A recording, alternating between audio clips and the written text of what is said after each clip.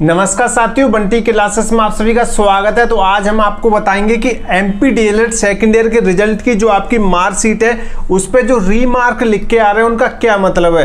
जी हाँ दोस्तों, आप में से बहुत सारे बच्चे हमें कमेंट कर रहे थे, व्हाट्सएप मैसेज कर रहे थे, सर मैं बताइए हमारी मार्कशीट पे ये लिख के आ रहा है DISTN का क्या मतलब है, FLDTH का क्या मतलब है, FLDPR का क्या मतलब है, GRTH का क्या मतलब है और AVS का क्या मतलब है।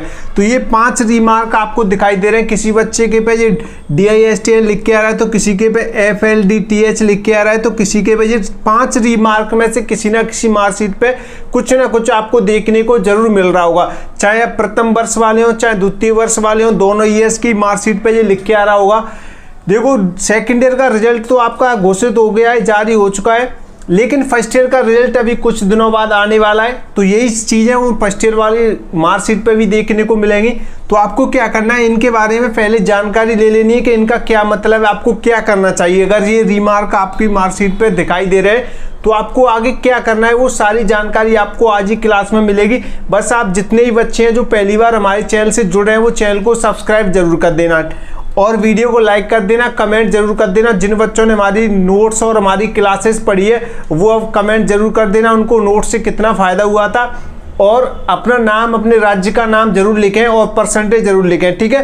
क्योंकि हम हर साल अपने स्टूडेंट की टॉप लिस्ट जारी करते हैं, यानी कि टॉप स्टूडेंट की लिस्ट जारी करते हैं जिनमें जिन बच्चों की परसेंटेज अच्छी बनी रहती है, जो हमारे नोट्स से पढ़ते हैं, जो हमारी क्लासेस से पढ़ते हैं, तो उनके लिए हम नाम वाइज एक लिस्ट जारी करते हैं। तो आप अपना नाम, अपने राज्य का नाम और अपनी परसेंटेज जरूर लिखें।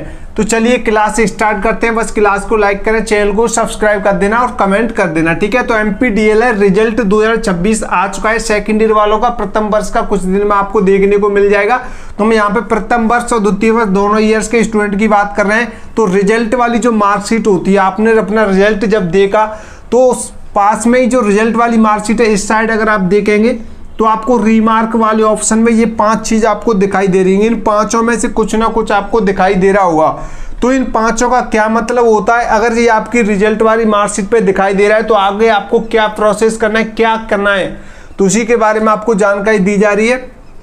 तो इनका क्या मतलब होता है, सबसे पहले देखेंगे हम DISTN। DISTN का क्या मतलब होता है, डिस्टेंस, यानी कि इसका मतलब होता है कि आपको जो नंबर मिले हैं, यानी ये थ्योरी एग्जाम में आपको जो नंबर मिले हैं, यानी कि आपका 70 नंबर का पेपर होता है, ठीक है। कितने नंबर का होता है, 70 नंबर का आपका पेपर होता है और 30 नंबर आपके कॉलेज से भेजे जाते हैं। टोटल 100 नंबर हो जाते हैं।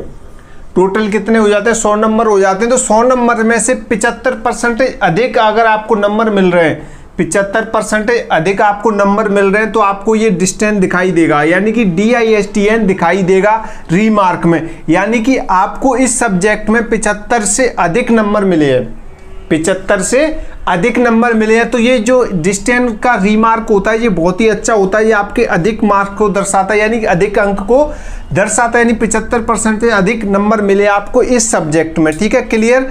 दूसरा जो रीमार्क होता है, इस वाले रीमार्क से किसी बच्चे को टेंशन नहीं लेनी है। अगर DISTN लिख के आ रहा है तो उसके बहुत अच्छे नंबर आए हैं, ठीक है। दूसरा रीमार्क आपका होता है FLDTH। ये होता है फेल्ड इन थ्योरी, यानी कि ये आपको हर एक सब्जेक्ट पे नहीं दिखाई देगा, किसी किसी सब्जेक्ट पे किसी किसी के में दिखाई देगा। तो इसका मतलब होता है फेल्ड इन थ्योरी, यानी कि आप इस पेपर में, यानी इस सब्जेक्ट में थ्योरी वाला जो पेपर आपकी जो लिखित परीक्षा हुई थी उसमें आप इस सब्जेक्ट में फेल हो गए। जिस सब्जेक्ट में आप फेल होंगे उसके आगे रीमार्क वाले ऑप्शन में आपको ये दिखाई देगा FLDTH, यानी कि फेल्ड इन थ्योरी, यानी थ्योरी में आप फेल हो चुके हैं, ठीक है। क्लियर। अगर आप सभी सब्जेक्ट में फेल है तो सभी सब्जेक्ट के रीमार्क में ये आपको दिखाई देगा, सभी सब्जेक्ट के आगे। अगर आप एक सब्जेक्ट में तो एक सब्जेक्ट में दिखाई देगा, 2 सब्जेक्ट में तो 2 सब्जेक्ट में दिखाई देगा, ठीक है। 3 सब्जेक्ट में तो 3 में दिखाई देगा। क्लियर। उसके बाद आपका तीसरा रीमार्क आता है FLDPR, यानी कि फेल्ड इन प्रैक्टिकल। अब ये आपके प्रैक्टिकल को बताता है, यानी कि प्रैक्टिकल में आप फेल हुए हैं, यानी एक प्रैक्टिकल में फेल हुए तो एक प्रैक्टिकल के आगे आपको ये दिखाई देगा FLDPR, फेल्ड इन प्रैक्टिकल। ये थ्योरी में जैसे बताता है उसी तरीके से प्रैक्टिकल में भी बताता है कि आप एक प्रैक्टिकल में फेल हैं या 2 प्रैक्टिकल में फेल हैं, ठीक है। क्लियर। उसके बाद आपका चौथा रिमार्क आता है GRTH। इसके ऊपर बहुत ज़्यादा बच्चे कमेंट कर रहे थे सर इसका मतलब होता है ग्रीस इन थ्योरी, यानी कि आपको ग्रीस लगा के पास किया गया है। ग्रीस लगा के पास किया गया यानी किसी सब्जेक्ट में मान लीजिए आपको पास होने के लिए 28 अंक लाने थे, ठीक है, 28 अंक लाने थे पास होने के लिए। वहीं पे आपके नंबर बैठ रहे हैं 27 बैठ रहे हैं, मान लीजिए 27 बैठ रहे हैं, तो आपको एक नंबर यानी ग्रीस लगा के पास किया गया है। आपके रिजल्ट में आपको पास दिखाई दे रहा होगा, ठीक है, पास लिख के आ रहा होगा आपके रिजल्ट में, आप पास हैं, इससे कोई प्रॉब्लम नहीं है, ठीक है। जिन बच्चों के में GRTH आ रहा है और रिजल्ट वाले ऑप्शन में पास लिख के आ रहा है तो वो पास है, नो टेंशन रहे, ठीक है। ये ग्रीस लगा के आपको 1-2 नंबर आपके बढ़ा के आपको पास किया गया है, ठीक है। 1-2 नंबर आपके कम बैठ रहे हैं तो इसलिए आपको उसमें उस सब्जेक्ट में 1-2 नंबर बढ़ा के पास किया गया है, जिसमें ये GRTH लिख के आ रहा है, ठीक है, ग्रीस इन थ्योरी। तो थ्योरी वाले एग्जाम में आपको ग्रीस लगा के पास किया गया, इससे कोई दिक्कत नहीं होती, आप पास हो गए हैं। डिप्लोमा आपकी DLED जो फाइनल ईयर का रिजल्ट है या फर्स्ट ईयर का हो सेकंड ईयर का हो, आप उस सब्जेक्ट में पास हो गए हैं, कोई दिक्कत नहीं, ठीक है, इससे कोई प्रॉब्लम नहीं होती है।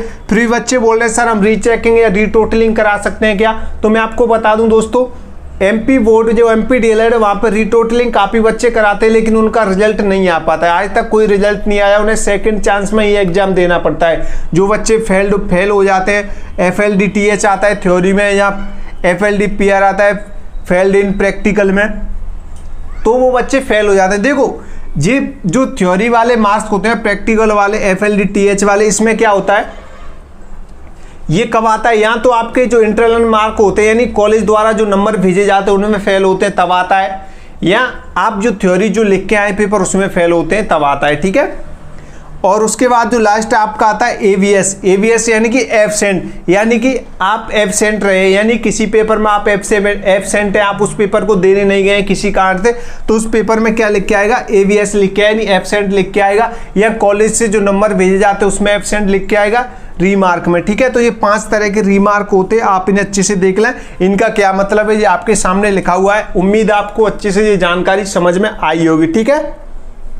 तो किसी बच्चे को कोई टेंशन नहीं लेनी है। देखो FLDTH और FLDPR यानी कि फेल वाले बच्चे, इनके तो पेपर द्वारा ही होंगे, सेकंड चांस के पेपर में इनको परीक्षा देनी होगी, चाहे वो एक सब्जेक्ट में फेल हो, चाहे 2 सब्जेक्ट में या 3 सब्जेक्ट में या सारी सब्जेक्ट में, ठीक है। उनकी परीक्षा आपके नवंबर-दिसंबर में हो जाएंगी, सेकंड चांस परीक्षा 2026 में, इसी सेशन में आप पास हो जाओगे, ठीक है।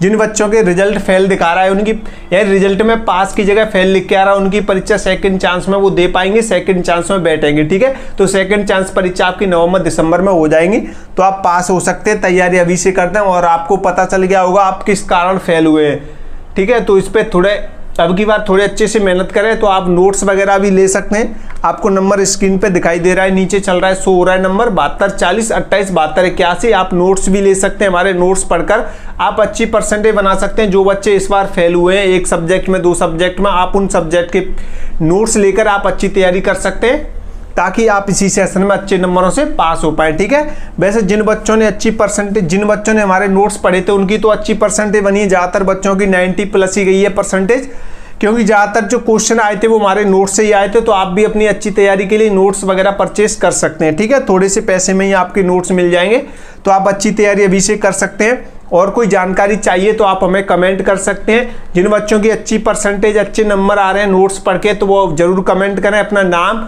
अपने राज्य का नाम कि आप किस राज्य से हैं, और अपनी परसेंटेज जरूर लिखें, ठीक है, कमेंट में, ताकि टॉप लिस्ट में आपका नाम भी ऐड हो सके, ठीक है।